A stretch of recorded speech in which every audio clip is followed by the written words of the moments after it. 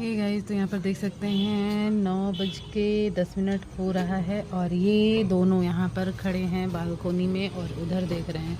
तो क्यों देख रहे हैं ये लोग खुद बताएंगे। बताओ क्यों देख रहे हैं।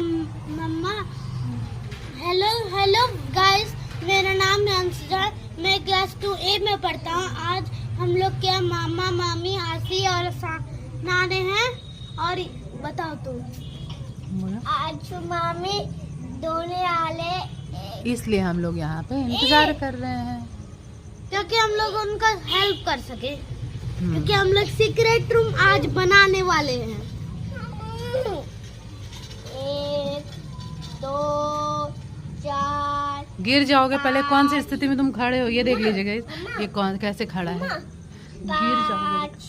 6 वेरी गुड। चलो नीचे उतरो पहले। आ जाओ 4 जल्दी से। आदमी। ठीक है तो मिलते हैं आने के बाद। मिनी ब्लॉग में आने के बाद।